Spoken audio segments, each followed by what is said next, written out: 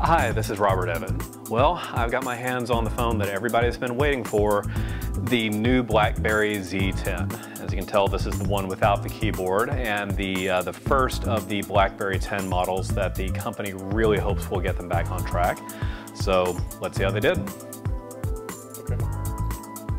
So here you have a Z10 next to an iPhone 5, and they look remarkably similar. The Blackberry is a little bit bigger, but it's got the same contours, same black, different logos, and you've got some ridges on the back, but really, those are the only differences except for the lack of a home button. Well, that is because Blackberry is all about gestures. You swipe from up off the screen to get back to your home menu. You swipe over to the side to get to your Blackberry hub, which has all of your notifications, instant messages, tweets, things like that. Beyond that, it's pretty similar to the iPhone Android experience. You've got a lot of apps here, and you've got a lot of these same types of apps like compasses and voice control and everything, and it's all here. So let's take a look at where things are a little bit different, like Docs to Go, which is a pretty nice word processing program.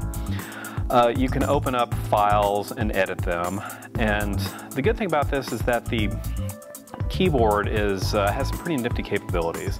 So you start typing in, and now you see it's suggesting some other words down here.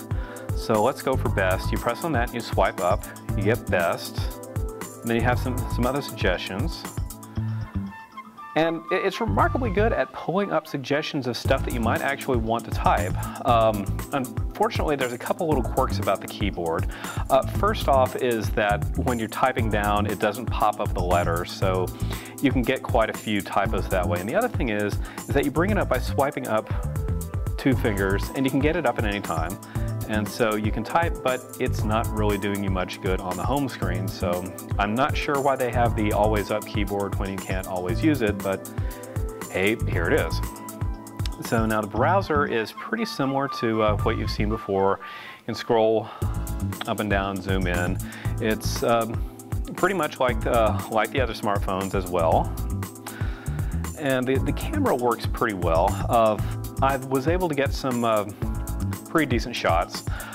It has some pretty nice autocorrect software on there to kind of brighten things up a little bit, desaturate the colors, things like that. So it's I like that ability. The shutter speed is pretty fast. So, but all in all, I mean, it's definitely solid, and it's definitely a step up from the other Blackberries in that it doesn't feel a couple of generations behind.